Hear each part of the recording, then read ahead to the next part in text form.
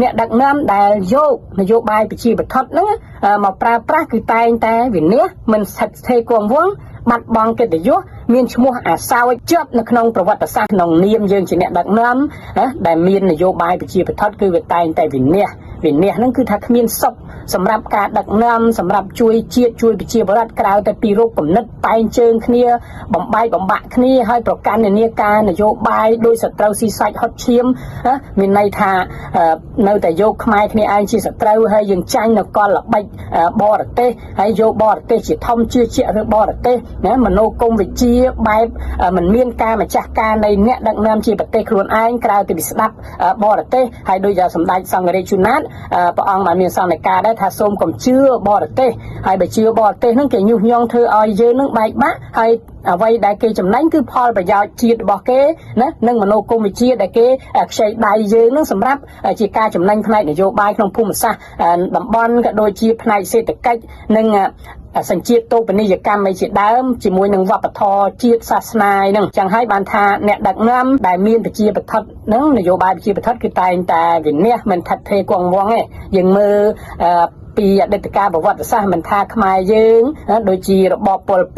ពតនួនជាអីហ្នឹងគឺថាសិតតាអ្នកបញ្ញវន្តប៉ុន្តែកាត់វង្វេងកាត់អវិជ្ជាកាត់ចេះដឹងមែនប៉ុន្តែកាត់អវិជ្ជានៅក្នុងអ្វីដែលកាត់មិនយកកុសលធម៌មិនយកមេត្តាករុណាជួយស្ដារប្រទេសជាតិឲ្យបែបគុណធម៌និងសិលធម៌យកតម្លៃជាតិតម្លៃប្រជារដ្ឋជាធំកាត់បែរជាមានមនោគមវិជ្ជាកុម្មុយនីសម៉ៅនិយមហូជីមិញនិយមធ្វើឲ្យប្រទេសកម្ពុជាវាហិនហោចក្នុងអតីតកាលប្រវត្តិសាស្ត្រយើងតាមដានទៅអានឹងជាចំណុចដែលយើងលើកក្នុងប្រទេសកម្ពុជាយើងហើយយើងមើល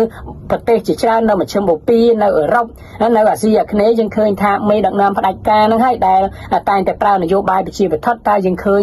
ពួកគាត់នៅមានអាយុជីវិតហើយកាត់ចោះអំណាចដោយស្រួលទេគឺថាដោយគេផ្ដួលការគុំគួនសងសឹកធ្វើឲ្យហិនហោចប្រទេសហិនហោចប្រជាពលរដ្ឋសេដ្ឋកិច្ចមិនរីកចម្រើនវាអសេរីភាពនយោបាយអញ្ចឹងហើយយើងចង់ឲ្យកម្ពុជាមេដឹកនាំអនាគតក៏ដូចជាមេដឹកនាំបច្ចុប្បន្នអ្នកនយោបាយចំនួនថ្មីកំណត់ថ្មីគិតថ្មីធ្វើថ្មី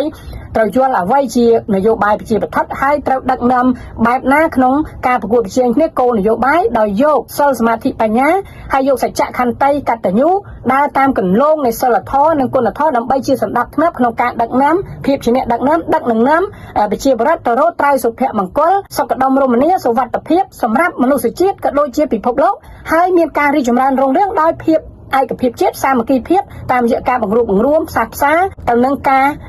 ជឿទុកចិត្តគ្នាការយកបញ្ហាមកដាក់លើតុដើម្បីដោះស្រាយមានន័យថាផ្សះផ្សារបស់ស្នាមបែកបាក់ផ្ដល់ការជឿជាក់គ្នាហើយយើងបង្កើនជាយន្តការគោរពច្បាប់នីតិរដ្ឋជាធំគោលការណ៍ប្រជាធិបតេយ្យនិងការគោរពសិទ្ធិមនុស្សផ្ដល់សិទ្ធិសេរីភាពពេញលេញទៅឲ្យប្រជាពលរដ្ឋយោងតាមរដ្ឋធម្មនុញ្ញធានានឹងការពារសិទ្ធិពលរដ្ឋក្នុងសិទ្ធិធ្វើនយោបាយសិទ្ធិសេដ្ឋកិច្ចសិទ្ធិបញ្ចេញមតិសិទ្ធិតវ៉ាក្នុងការរិះគន់ស្ថាបនាណាបែបអហិង្សាដោយសន្តិវិធីមិនមានហិង្សាណាកើតឡើងក្រៅពីផ្សព្វផ្សាយមេត្តាធម៌យោងតាមនីតិរដ្ឋនីតិបញ្ញត្តិនីតិប្រតិបត្តិនីតិតុលាការគឺថាជាចង្ក្រានមុំ3នៃការគោរពច្បាប់ដោយមិនមានអំណាចប្រមូលផ្ដុំឬក៏អំណាចហួសព្រំដែនរបស់អ្នកដឹកនាំនៃអំណាចទាំង3ហ្នឹងចឹងហើយបានខ្ញុំចង់បញ្ចប់មកវិញថាអ្នកដឹកនាំដែលយកនយោបាយប្រជាបទហ្នឹងមកប្រើប្រាស់គឺតែងតែវិនិច្ឆ័យមិនស្ថិតស្ថេរគង់វង្សបាត់បង់កិត្តិយសមានឈ្មោះអាសោចជាប់នៅក្នុងប្រវត្តិសាស្ត្ររបស់ប្រទេសកម្ពុជាក៏ដូចជារបស់ពិភពលោក